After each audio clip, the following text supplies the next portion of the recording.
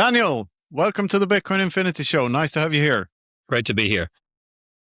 You're one of the guests I've had on my wish list for a long time. We last saw each other in Amsterdam, if I'm not mistaken. That was after Madeira, right? Yeah.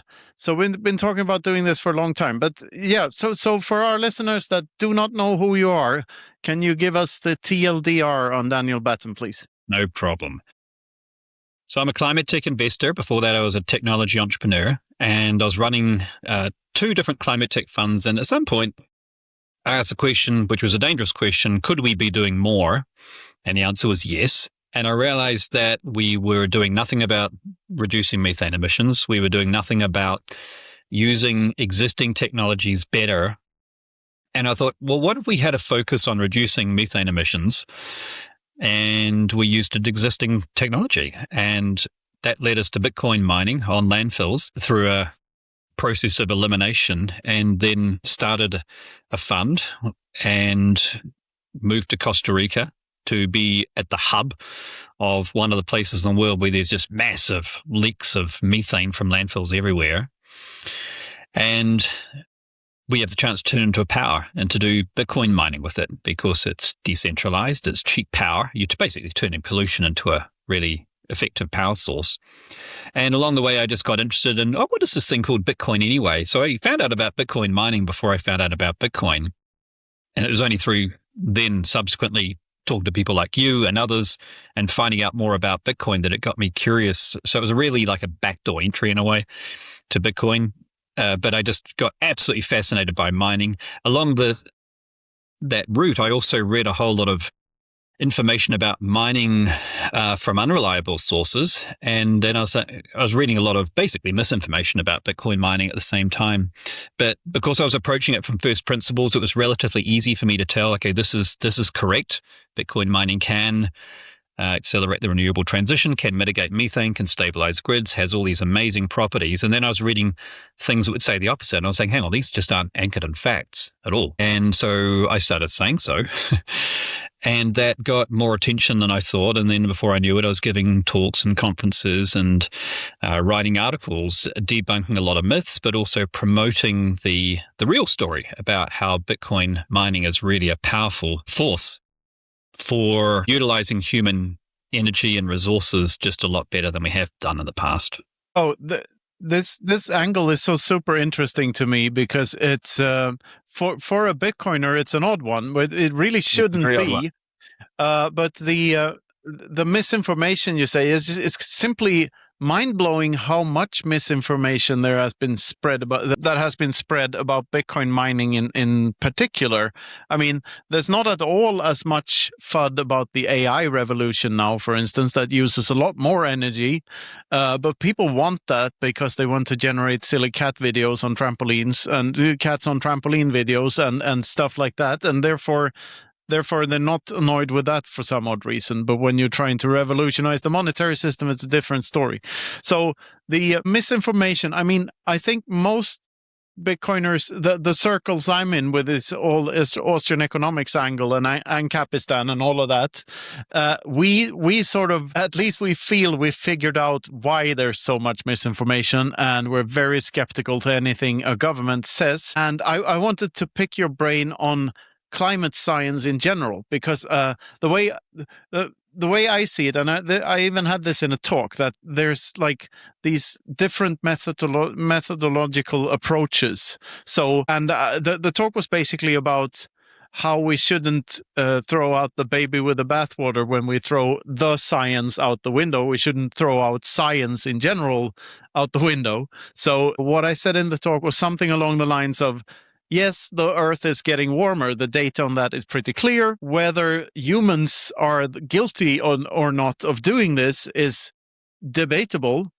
But what can be argued from a priori praxeological arguments is that it's absolutely a stupid idea to let politicians do something about it, because they are useless at doing stuff about anything. They're always counterproductive.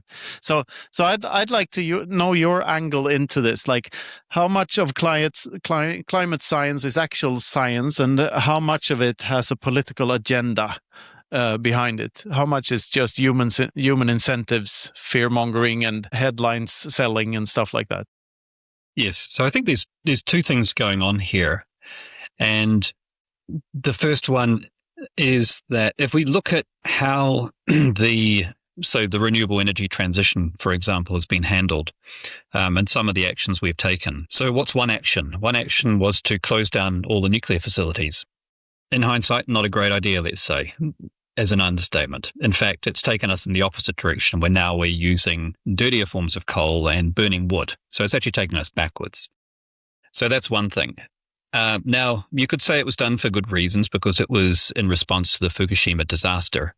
However, I think that what humans have a history of doing is kind of lurching from one side to the other. And so in response to that event, I actually met the guy I've talked multiple times to, the person who coordinated the response effort from the American and the Japanese nuclear safety engineers to that, and asked very specific questions. Of course, you're getting it, as you know, it's very hard to trust what you read anywhere, and often it's with an agenda. So I thought, well, what better way than to talk to the person who actually led that response effort? Very honorable guy, very smart guy, no agendas whatsoever. And he just told it like it was. And he said, look, there was a huge amount of disinformation. People would say things such as, we found these trace elements which could be traced back to the nuclear reactor in Fukushima in California. Now, that's technically true. What wasn't said, it was 1 part per quintillion, and it was insignificant. And so we had these stories that it was poisoning seaweed and all the rest of it, which I myself got alarmed by back in the days when I used to be more trusting of what I read without scrutiny. But then again, it makes wonderful headlines, but it didn't really relay the true picture. And he said, look, it was a disaster. There were a whole lot of things that contributed at once, but the response to it, because it got so highly politicized, there was so much misinformation and fear, we ended up doing things which made no sense. So we didn't have a rational response. Should there have been a response to it? Yes. Should we evaluate things? Of course.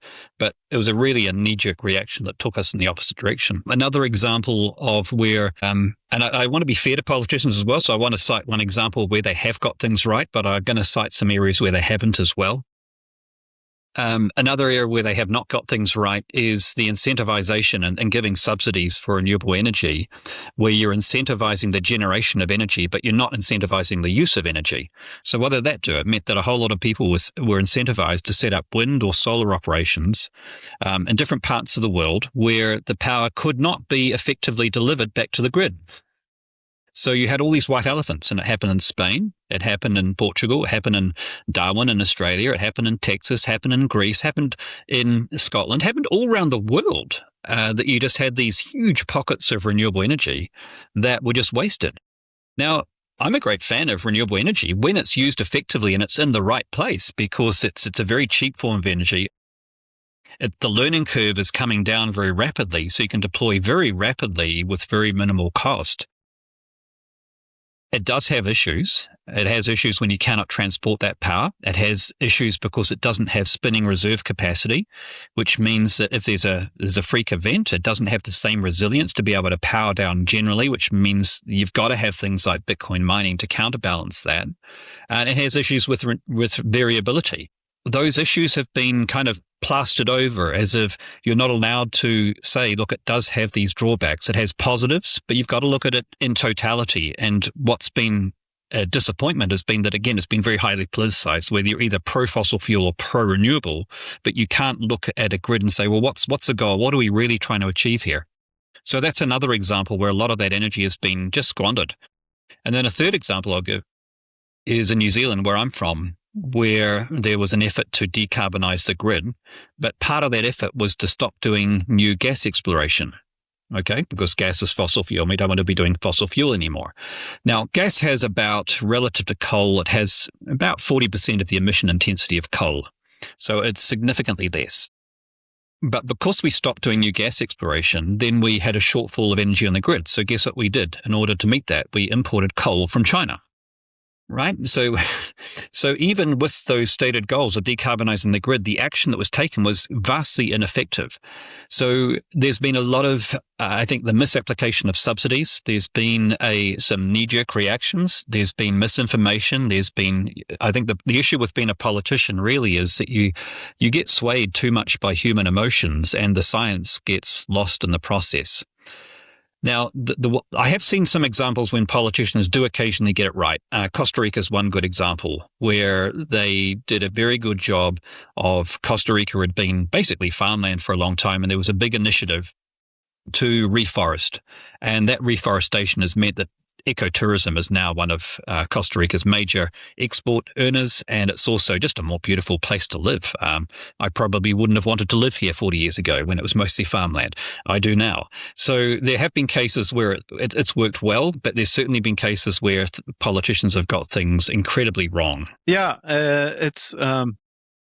There's even a blind hen can find a golden pebble, as they say. So, yeah, there's it's interesting, but you still use terms like, to me, coming from the Austrian economics camp, it's funny to me when you use terms like the transition and we, as in, like, is there such a thing as the transition? Like, I know everyone's in on this, but lately there's been in a lot of countries like this realization that these climate goals are they're fantasy numbers, all of them. They're utopian. They cannot be reached.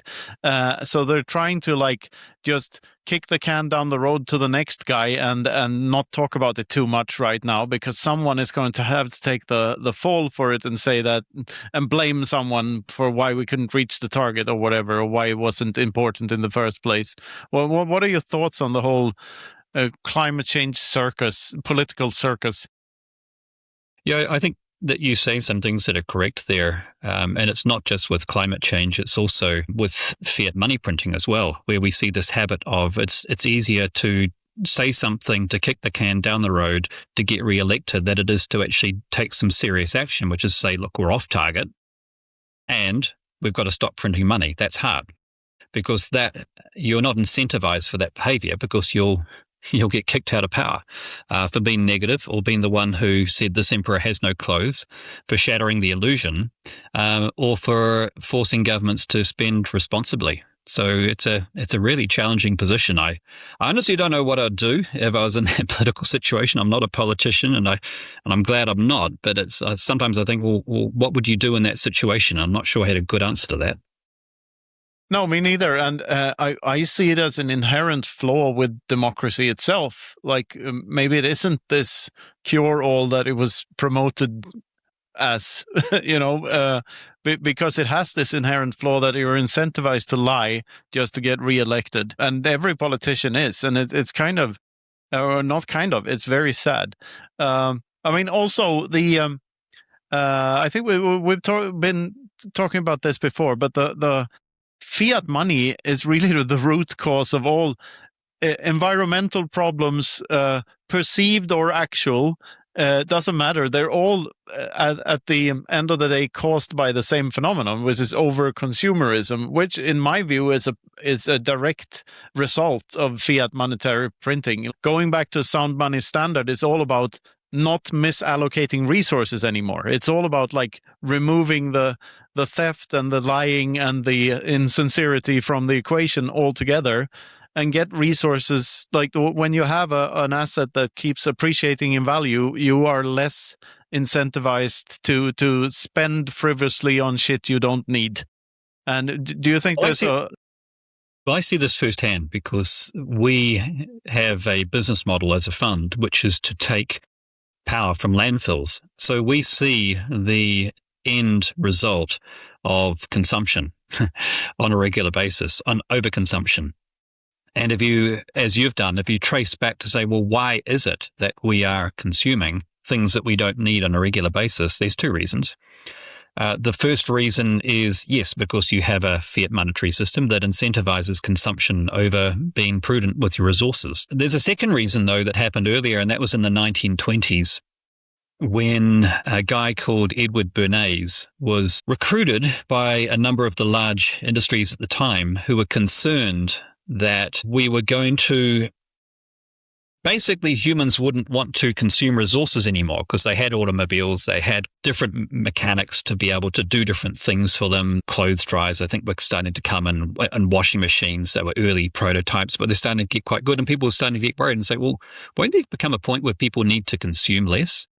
And what Edward Bernays was charged with doing was leading from a need-based economy to a desire-based economy.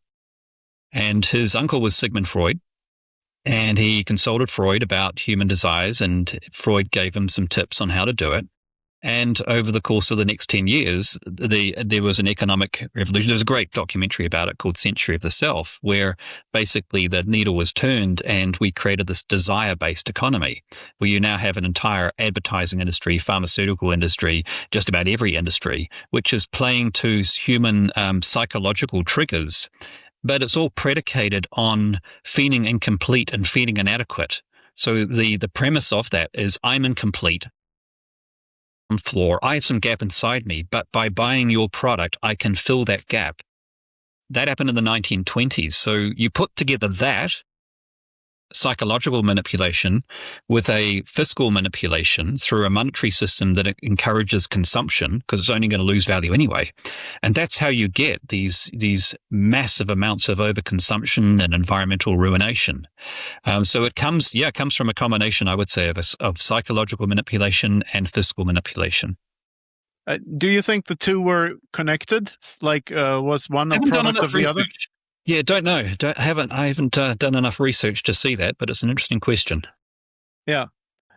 Speaking of psychology, you made an excellent little lecture video about how to debunk FUD, because you've experienced people don't want to be orange pilled, do they? Like we're all wondering why normies, what's taking them so long to get this. Like it's pretty obvious theft is bad. Like counterfeiting is not good for anyone. Like to me it's obvious, but to most people it isn't. So why did you make this? What was the incentive behind it, and what's the main ideas in it?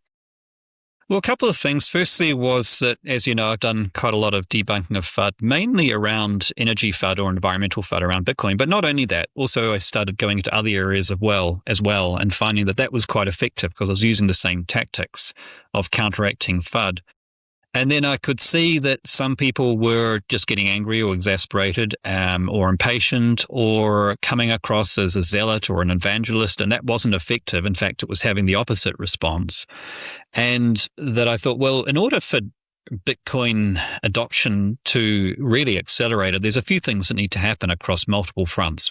One is I don't feel Bitcoin has had its World Wide Web moment yet, just in terms of the complete usability of the tools. We're still getting to a point where for you and I, we're content, we're happy, we're the early adopters, but for the mainstream, it's not yet easy enough to integrate into their lives. They've still got to do some research to understand it. So we haven't had that moment yet. That'll be coming very soon.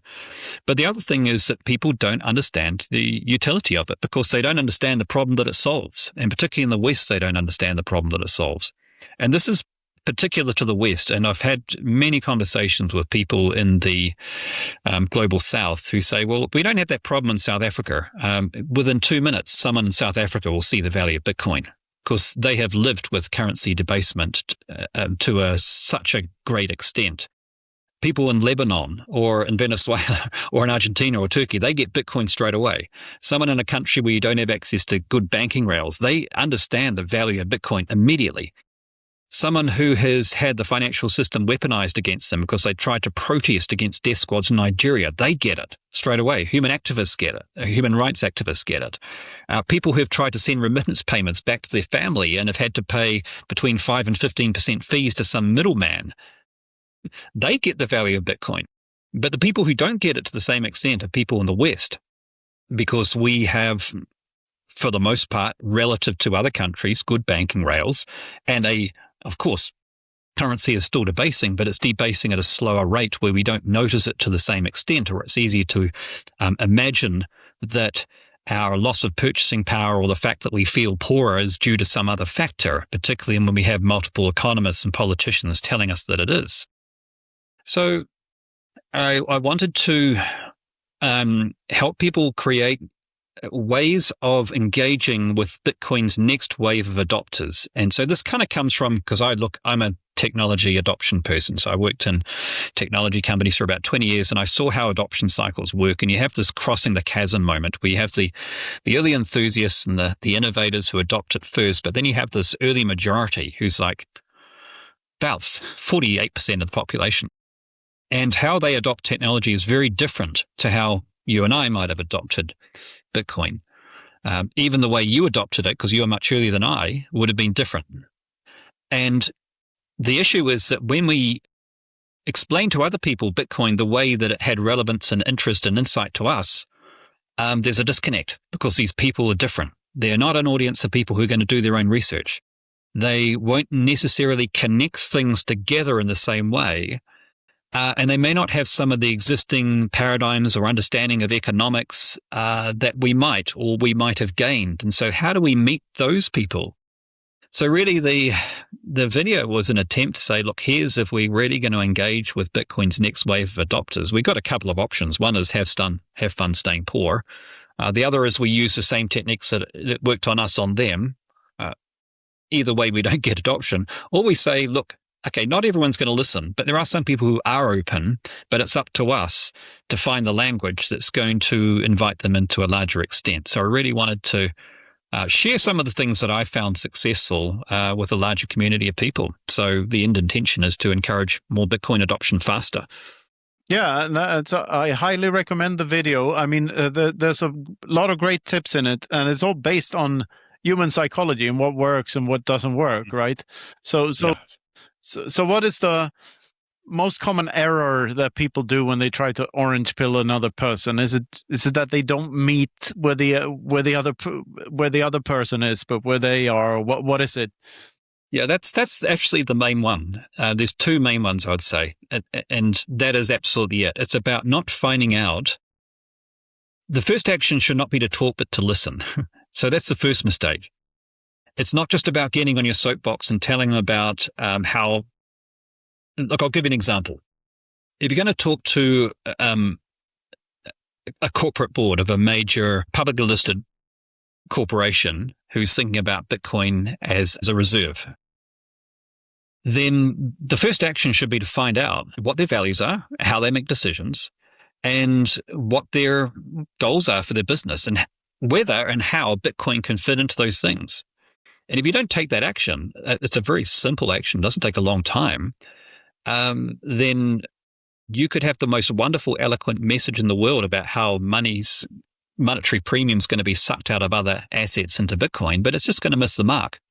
Similarly, if you go to a pension fund or a sovereign fund and you talk about how Bitcoin is going to be amazing as an asset class and how it's going to outperform all other assets, it might sound like the right message, but it's totally the wrong message. Most of these sovereign funds and pension funds already understand that Bitcoin has exceptional potential as an asset class for them to invest. They don't need to be sold on that for the most part, but there's a whole range of issues that stop them from adopting it because they perceive it as too risky, such as they're just not sure how to custody it, or they're uncertain about the level of technical innovation, or they're worried about how they will look or be perceived by the investors into their fund. So these are the issues that they need reassurance about. And we've just been missing the mark across the board by not really attuning ourselves to what these communities of people care about and need to hear to feel reassured. So that's the first mistake. And then the second mistake is being too attached. It sounds ironic. It's like, have you ever, I'm sure you have, been in a conversation with someone where they were just too attached to trying to persuade you of something, that they were too intense to the extent they didn't really seem to be listening to you, and they seemed to have an agenda that they wanted to change your perspective. Well, I have to tell an anecdote here, if you let me interrupt you here, because there's a great one.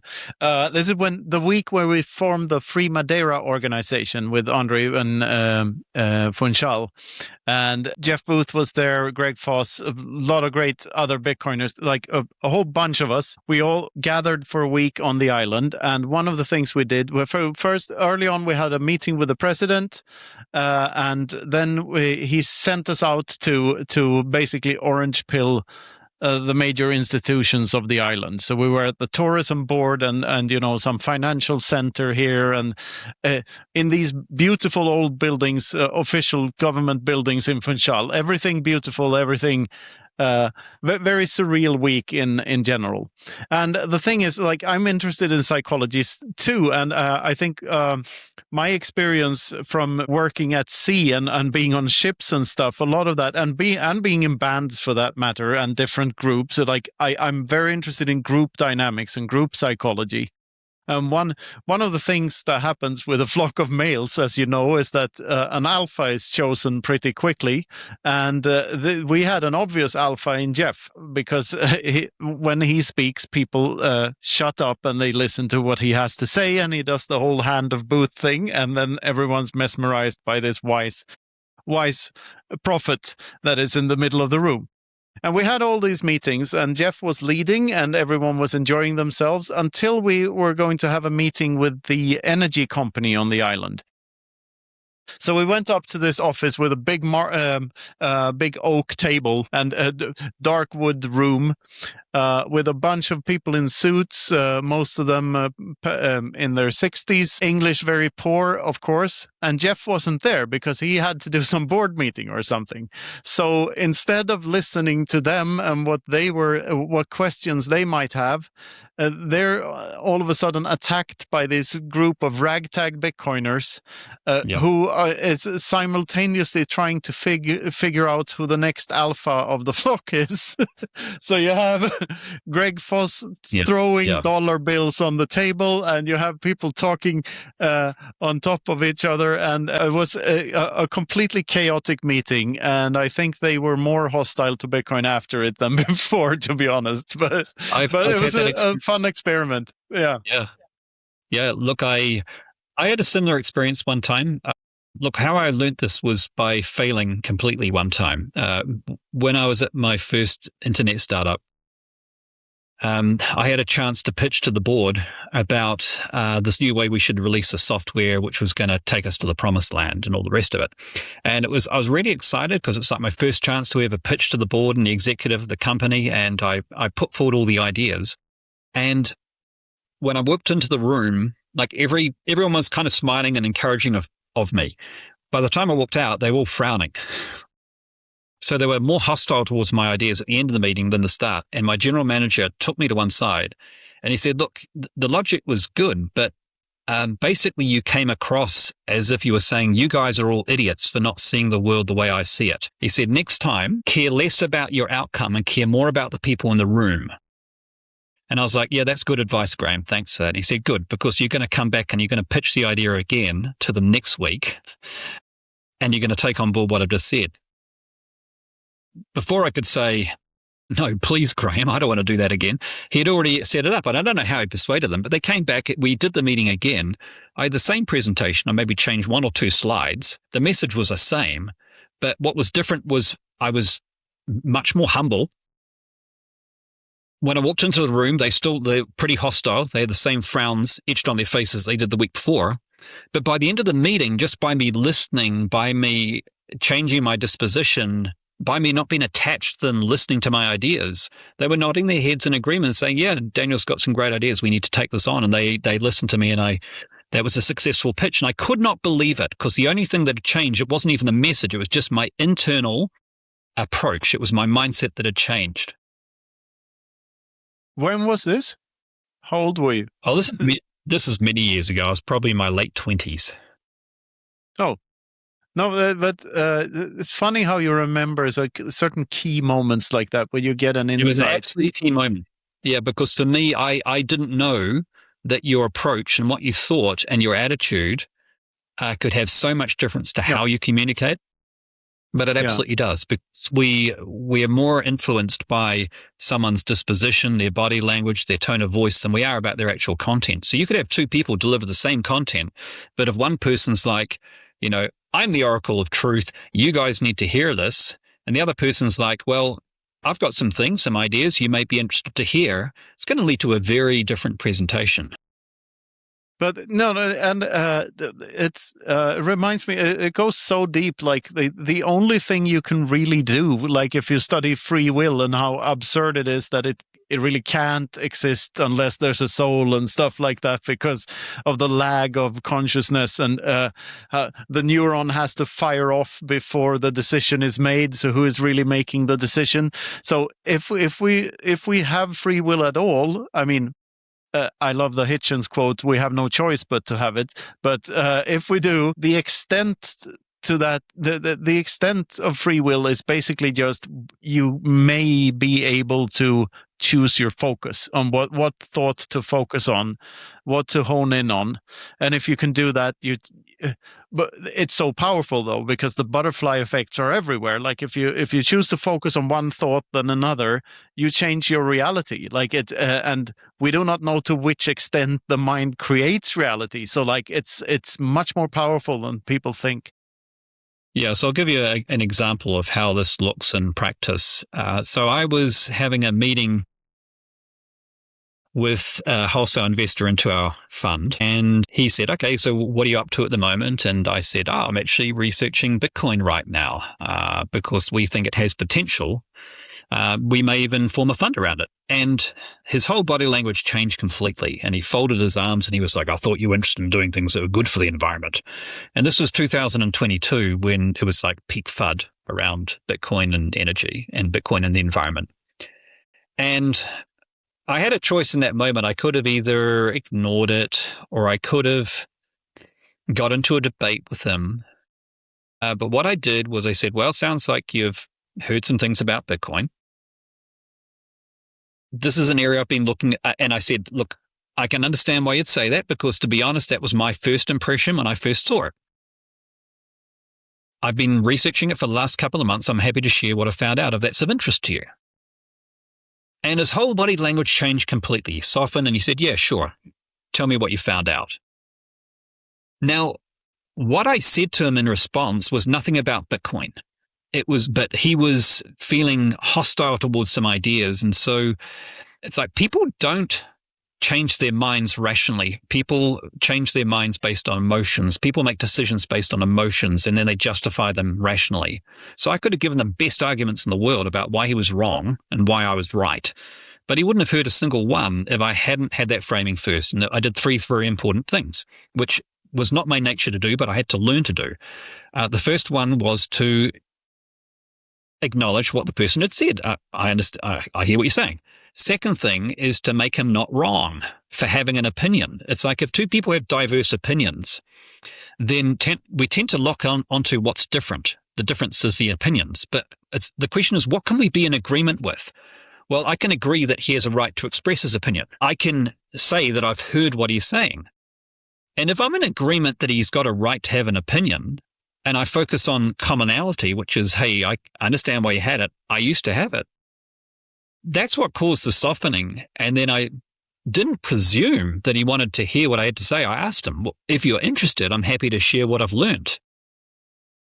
So I'm presenting it as this is not a difference of opinion. There is a knowledge asymmetry here. I could have said, hey, I've studied this more deeply than you, Buster. That would have had a different response. But I implied that and gave him the frame, and then he accepted the frame. Okay, you're right. It sounds like you've studied this more deeply than I have. You've given me the option to hear what you've learned. Yes, I'm going to take that option. So he's now accepted, okay, there is a knowledge asymmetry. Daniel isn't a raving evangelist who's going to try and push some ideas down my throat. He does respect my position. He used to hold it himself. I'm curious to want to know what caused him to change his mind. Very different frame. Now, people don't always respond and say, yes, I'm curious. But if they don't, then there's no point me getting into further discussion. So that's also a very good filter to work out whether someone's receptive, whether they're intellectually curious or not. And if they're not, that's okay. I will save my energy for someone who is open to learning more about Bitcoin. But from my side, I want to maximize the probability. It's like maybe out of every 10 people, there might be 2 people who, no matter how badly I talk about Bitcoin, they'll be receptive to it. There might be 2 people who, no matter how well and how eloquently and how empathetically I talk about Bitcoin, will be close to it. But there's 6 people in the middle who, if I talk about it in a skillful way, in a respectful way, if I show curiosity towards them and empathy towards them, they're more likely to hear my ideas. Those are the people that I care about. And if I can do something to optimize the chance that those 6 out of 10 will listen, then that seems like energy well spent. Absolutely. That's why I just one of the reasons why I love that there are so many different Bitcoin type of Bitcoin evangelists, if you say so. We are everywhere. Yeah, sure. There's more and more of us are leaning, more of us are leaning towards libertarian, like freedom-minded. But we are in all political camps and in all cultural camps. Really, you go to any village anywhere on Earth, and you're bound to find a Bitcoiner somewhere.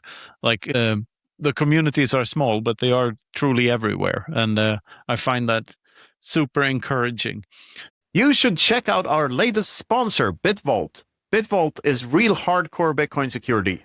They combine multisig with a time delay so that they discourage thieves from using $5 or $15 or $21 wrenches to bash your head in.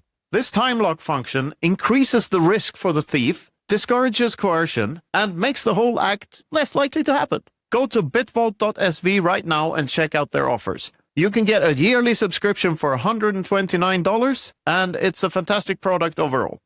Brush your teeth. Our favorite hardware wallet is, of course, the Bitbox. Check out our friends at Bitbox at bitbox.swiss. There you'll find a bunch of different products, but the main one, the Bitbox O2 Nova with the Bitcoin firmware installed, is a fantastic hardware wallet, and the software that comes along with it has a fantastic user interface. It is one of my personal favorites. It's easy to use and it's super secure. It's my personal favorite hardware wallet. It's super slick, super privacy focused, and super easy to use. So go to bitbox.swiss, and Swiss, and use code Infinity for a discount. Check it out now. So what's the biggest hurdle? Like, what's the biggest hindrance? Why don't, if we take the other perspective, if we take the perspective of the person being orange-pilled, what's hindering most people from getting it? What's hindering them from swallowing the orange pill? Why don't they? Why is it so hard? That is the right question to ask. So this is something I've been thinking deeply about, and there's a couple of things. The first thing is that it's a nascent disruptive technology, and our general human tendency when we're faced with something which is new is to be negative about it. And that's not because humans are negative, it's because that's very important for evolution. If you encounter something new you haven't seen for the first time, then there's risk involved. And this goes right back on the savannah. You see a large animal on the horizon. It's out of focus, so you're uncertain about it. You don't know whether you're its food or it's your food. Now, in order for survival of the species, the algorithm should go, when something is unclear, assume in the negative. Because if you assume that you're its food and you're wrong, the cost is you go hungry for a day. But if you assume in the positive and you're wrong, you assume that it's your food and it turns out you're its food and you run towards it and you're wrong, the consequence is you get eaten. So that's not even a psychological tendency. That's a neurobiological impulse, which is very hardwired into us, which is in the presence of something unclear, uncertain, assume in the negative. So this is why the response to all nascent disruptive technology, whether it's a telegraph, the bicycle, the radio, the internet, the camera, the television, computer, automobile, you name it, and Bitcoin, will tend to be negative for a good 15 years or so. And then people get to understand it more. They have their fears alleviated. Some of the early junk science gets debunked, and people start to say, oh, actually, it's not that bad. In fact, it's really good because they understand its utility more, and a lot of the fears they have get debunked as being unreasonable. So that takes a little while. So that's the first thing. And so Bitcoin is a continuation of that pattern. However, Bitcoin has an additional challenge that these other technologies did not have. And that's that if you were slow to the party with the bicycle, or slow to the party, you rode your horse for a little bit long before you got an automobile, or you used your fax machine for a little bit longer in your print media before you jumped on the internet. There was no great penalty. There was no great cost to that. But if you're late to the party with Bitcoin, you see where I'm going here, right? You had the opportunity to invest early. You were smart. You encountered it. You dismissed it. You saw other people do very well out of it. And then it wasn't until 15 years later you reconsidered it. Now you've this major hurdle, which is that you have to admit that you were wrong, and there was a big financial cost to you being wrong. And so the psychological tendency is that that's painful. The ego does not want to acknowledge I was wrong, because in saying I was wrong, it was saying, well, I missed out on a major financial opportunity. So it's easier for the ego to go, well, sure, I missed it, but Bitcoin is just a Ponzi, or it's just a bubble, or I don't like Bitcoiners and I don't want to be associated with that tribe. And if that's the way to make money, then I'd rather make it honorably and ethically than this useless asset that's just speculative and does nothing. So it's all complete nonsense and falsehood, but it's so much easier to believe that for the ego than to acknowledge you were wrong and acknowledge the financial consequence of you being wrong. Wasn't the case with the bicycle or the internet or the automobile. So that is the additional challenge that we have. Yeah, and the saddest part about that is that it keeps on, people's egos keep on preventing them from using the same, because it doesn't matter when you came in. Like these perceived disadvantages you have, they're only disadvantages in relation to people who were before you.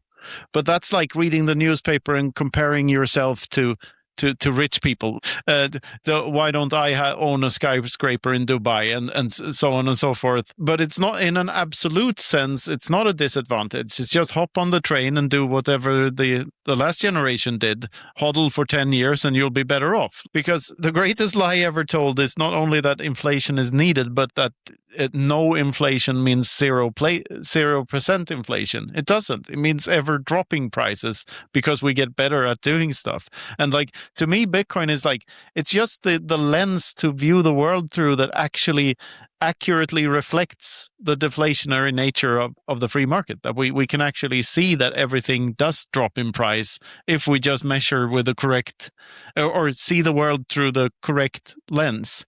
And so it's a very sad story if humanity is so I wouldn't say stupid, but so egotistical that we shoot ourselves in the foot by being unable to take the humble approach and to ever think, well, maybe I'm wrong. Like it's truly sad. If you want to find local Bitcoin communities, other Bitcoiners, Bitcoin merchants, and Bitcoin events in your area, there's no better way to do that than through the Orange Pill app.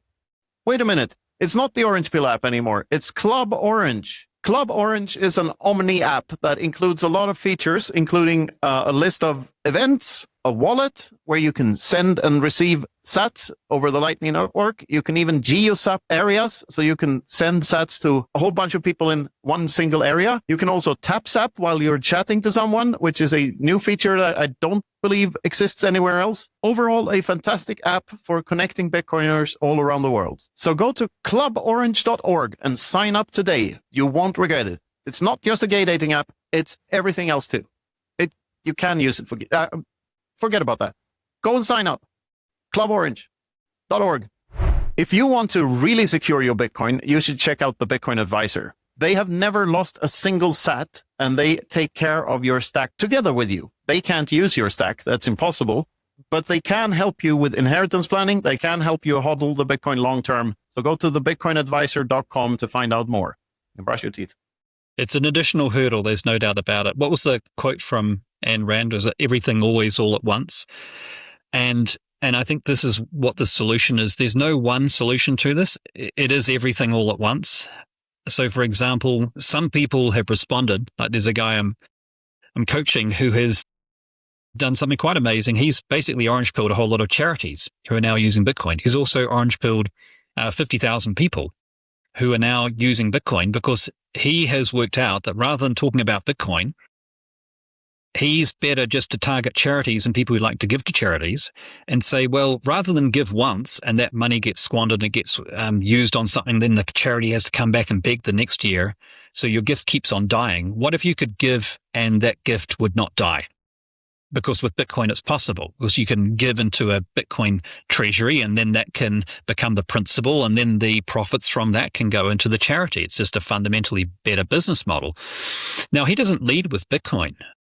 He leads with what if your gift to charity did not die? And then people find out, oh, and by the way, we're using Bitcoin to do this. And he's had like 98% of the people who are doing this were not Bitcoiners beforehand. They find out that Bitcoin is a mechanism, and then they will say things such as, wow, I had no idea that Bitcoin was such a noble asset. So this is a strategy where he hasn't had to talk to people about Bitcoin at all. He's just had the approach of let's just keep people using it for something they care about, and then they find out afterwards it's Bitcoin, and then they get orange pill. So that's another way that we can do it. It's not all about using language. Sometimes it's just getting people using it. But there's a lesson here, which is to lead people to Bitcoin, rather to lead to Bitcoin rather than to lead with Bitcoin. And for different people, the message will be completely different. So, for example, if I were talking to the Democrat Party in the US, it's like, well, find out what these people's values are. Maybe they care about, or some people do, about social justice or about environmental justice. So show them how Bitcoin can be a tool for social and environmental justice. Show how when you have a world where Bitcoin exists, that more people can get more remittances, and they tend to be poor people, so that less goes to financial middlemen. Show them how in a world with Bitcoin, it helps to reduce the wealth inequality between nations in a very tangible way. And Bhutan's an example, because rather than becoming an indentured state, a vassal state basically, with a large IMF loan, they were able to avoid that reality and stack Bitcoin, and now it's 40% of their GDP, and they're using a small portion of that to refurbish their airport. And now they're building an eco city, a mindfulness city. It's like incredible things. I mean, that's just such an appealing, insightful, inspiring message to so many people. So these are the stories that will inspire people, or the stories about how people are using it in South Africa to avoid currency debasement, how people are able to run their taxi now without getting robbed because they have Bitcoin, how people in Afghanistan, women in Afghanistan, are able to set up businesses and pay women because they can get around the gender level discrimination from the state because they have Bitcoin. And there's a whole raft of people around the world who care deeply about these messages. And so Bitcoin just becomes a tool which enables something which otherwise would have been impossible. And different people will respond to different stories differently. So we have some incredible, inspiring stories, and sharing them, but knowing which stories to share to whom when is really important. Yeah, absolutely agree. The first lesson you talked about there, the importance of listening first and talking later, that's very true for podcasting too. I just thought of that's a lesson I've been forced to learn over the years. I'm not sure that the lesson is entirely over yet, but it's definitely a good tip in all aspects of life. I think there's also something to people, not being, there's always this, I always say that the orange pill is the remedy to the black pill, but I don't think people are as black pilled as you might think they are if you're on the internet a lot. And like being Bitcoiners, we are on the internet a lot, and we see all of this. It's the same brain thing. Fear sells. Like that's why headlines and clickbait is always on the fear spectra rather than no one clicks on happy things. But most people are too busy with their lives, just having their normal careers and their normal families and doing normal shit to even be worried about whatever it is, Israel, Palestine, or Ukraine, Russia, or inflation, or whatever the worry of the day might be. So It might just be that people are too happy to even bother with Bitcoin because they're not worried. They don't know how bad inflation is. They don't know how much better their lives could have been. They're just happy going to work and taking care of themselves and their families. I think there's a lot of examples of that too, especially in developed countries, of course, more than undeveloped ones, but or less developed ones. What are your thoughts? Yeah, I think that's correct. And I've made this mistake myself. So last year, I was giving a presentation online to 162 regulators and policymakers. And it was about Bitcoin and energy, and Bitcoin and the environment, because policymakers and regulators have to go through a checklist of things to get them comfortable with a nascent technology or a new asset class. And one of them, of course, they've got their ESG box. And at the moment, their understanding of Bitcoin is that it crosses that box. And the reason they believe that is a whole lot of misinformation, which came from a certain Dutch central banker. Now, so I could either just spend the whole time talking about why that information was wrong, but I don't do that because that's defensive, and the best you can get is to parity. And also, if it sounds like you're spending too much time just attacking one person, then they're probably going to be thinking, well, what's the other side of the story? So rather than do that, I spent more time on the positive side. But the mistake I made, which luckily was picked up by the person who was curating that presentation, was I assumed that they had heard a lot of that misinformation, which actually they hadn't.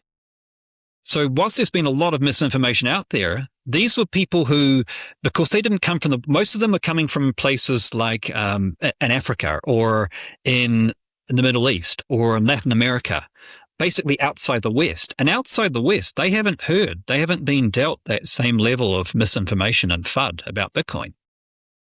So I got my audience wrong, and I thought I needed to handle that. And the person who was curating the event said, no, they don't have really any understanding of Bitcoin. They haven't been fed that. You can start assuming they're neutral. And thank goodness I got that advice, because otherwise I could have seeded some doubts they didn't even have. That's hilarious.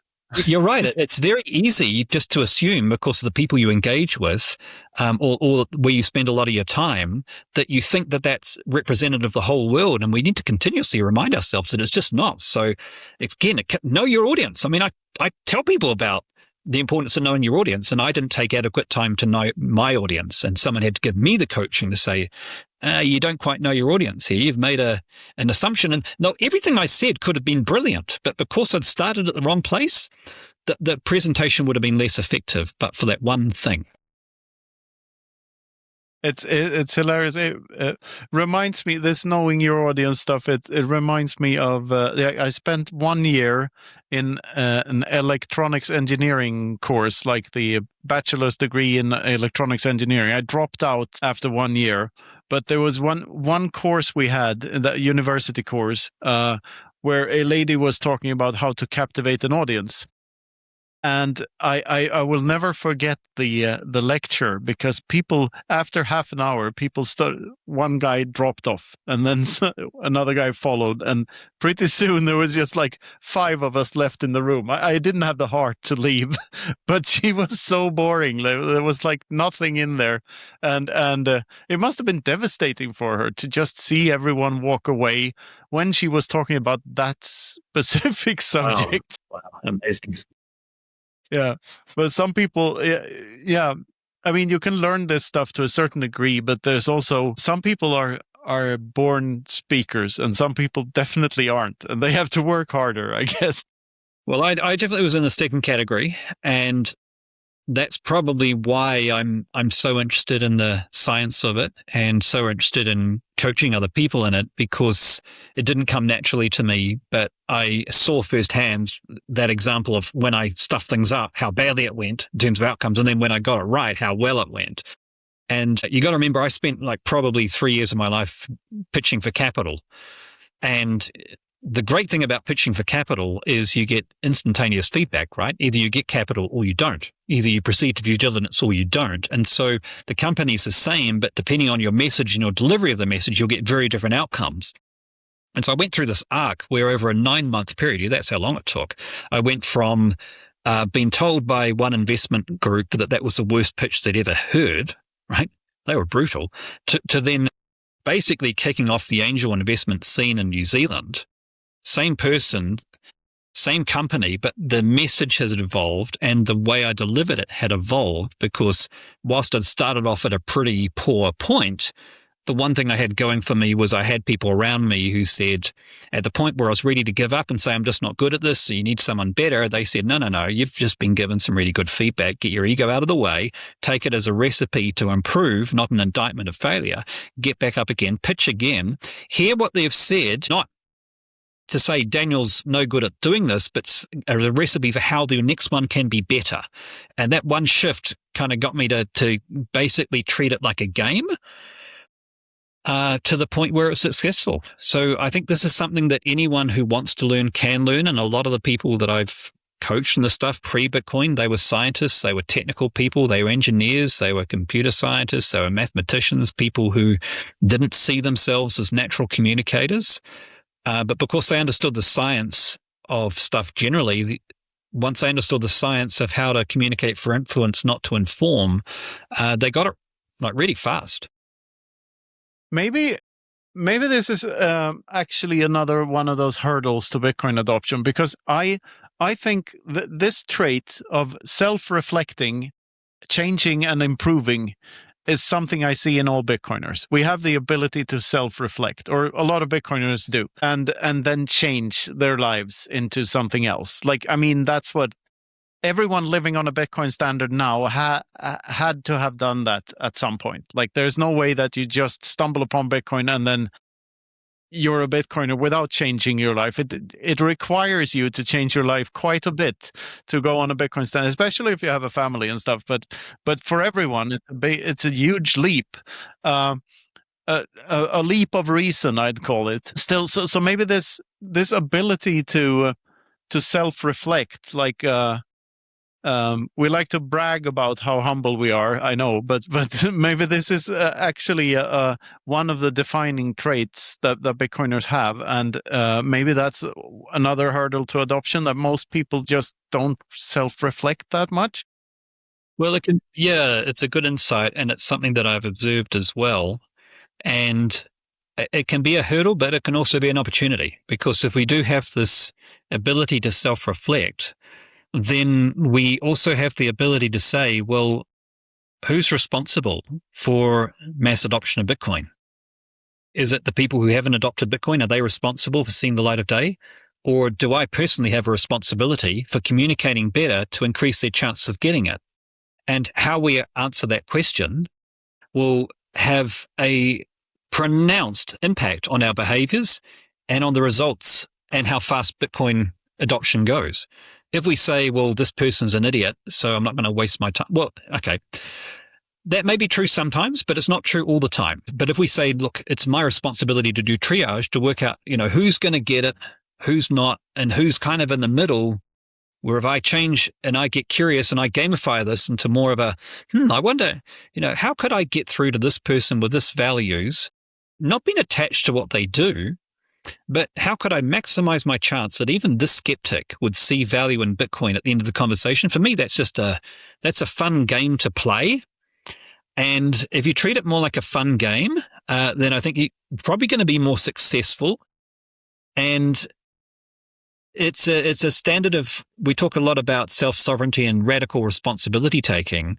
So for me, part of that responsibility taking is saying, anytime that I'm blaming some other thing in life, whether it's another person or an external circumstance, I've lost my self-sovereignty. Whereas every time I take responsibility, then the self-sovereignty rises. So if I can take responsibility, I can't take responsibility for what the person does with what I say, but I can take responsibility for communicating in such a way that I maximize the chance that they can see the value in Bitcoin, and I can take responsibility for improving my communication to the point where that's likely to happen more often than not. And I can take responsibility for putting myself into environments when I have the chance to meet with people who can make a difference to Bitcoin adoption. that's just fantastic advice. I love it. So a personal question on that. Like, have you ever met a person that you disliked so much that you didn't want to orange pill them? Oh, that's a good question. Bitcoins for enemies and everything, and it's probably good. Like this is the asterisk here or whatever that is probably good for Bitcoin if you orange pill even your enemies. So I think it is. I really do. It's so important because I think the answer to that's honestly no. I don't think I have. I don't care. Like if Bitcoin gets adopted by Pakistan, great, because then India will have to adopt it. If it gets adopted by India, great, because then Pakistan will have to adopt it. So it doesn't matter because of the way the world's set up. We're not going to change geopolitics, but we can work with that in our favor. And so it doesn't matter who does it first, as long as they have enemies. So it's actually good if someone adopts it who has geopolitical enemies, because then the enemies will have to adopt it. So if the US does a Bitcoin strategic reserve, China will have to adopt it. If I think China probably is forming a Bitcoin strategic reserve on the sly, but if that information ever gets out and we know with certainty that that's the case, that'll force Western nations to have to adopt it. Yeah, that's. I mean, on a more personal level, I'd say that the question to ask yourself is, I dislike this person, but would I dislike him more or less? Or them more or less if they were a Bitcoiner or not. So, and probably you'd like them more if they were Bitcoiners. Well, you have something in common, right? At least. Yeah. And they, at least there's a chance that they'll change if they become Bitcoiners. Yeah. With the strategic reserves, I'm still skeptical. I mean, Bitcoin's for enemies, but that doesn't mean I have to like my enemies. Like if I still want most of the Bitcoin to be in the hands of individuals and not in the hands of institutions. That's the one phrase I miss hearing from at all of these Bitcoin conferences now that I've traveled around for almost 10 years here is not your keys, not your coins. People don't say that anymore, and like I'm going to reintroduce that and promote it because it's just as true now as it ever was. Paper Bitcoin is not Bitcoin. Yeah, absolutely, and that's why I still have group discussions with my friends or friends of friends and say, hey, I'm just having this chat where I'm going to be talking about Bitcoin. If you know some people who'd like to come along, come along. And I typically do 1 or 2 of them a year, and maybe it'll be 20 people who come along and who are all new to Bitcoin, all curious about it. And for me, those events are just as important as talking to policymakers, regulators, people in sovereign funds. Because as you say, for me, it's not about, is it a big organization and would this be better for Bitcoin price? It's just one human at a time. And you never know what the impact, the flow-on effect of one individual will be. They could do more than a nation-state leader for Bitcoin, because you just don't know what it's the power of one, isn't it? The power of one individual to use it in a different way and to introduce it to a whole new community of people who otherwise weren't using it.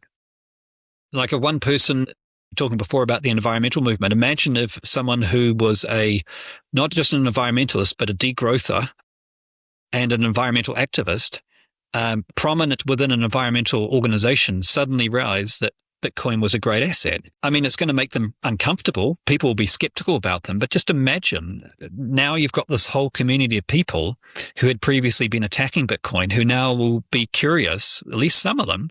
So that one person can actually do a lot of good potentially.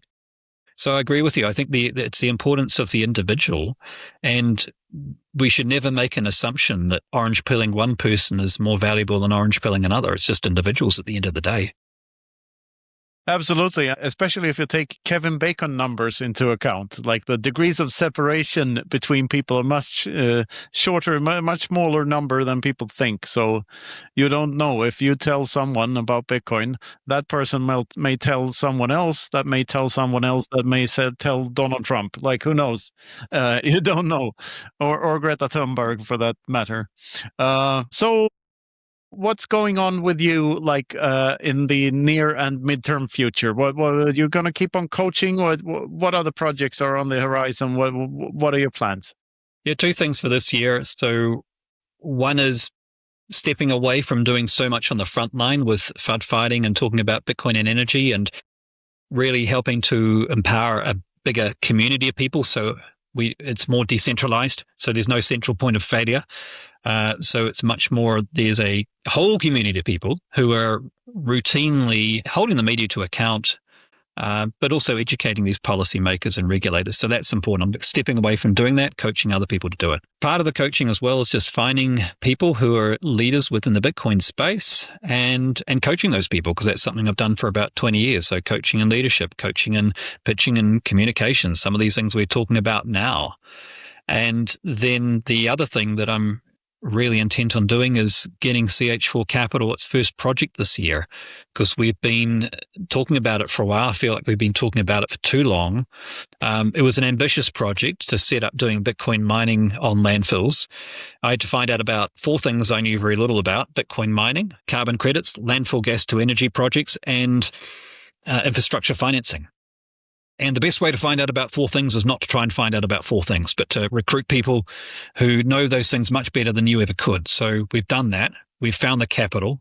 We've found a number of sites we can do it. So we've ticked off a number of things. And now we're in the final stage, which is really finding those Bitcoin mining companies who are going to be enthusiastic miners on landfills. And why would a Bitcoin mining company want to set up on a landfill?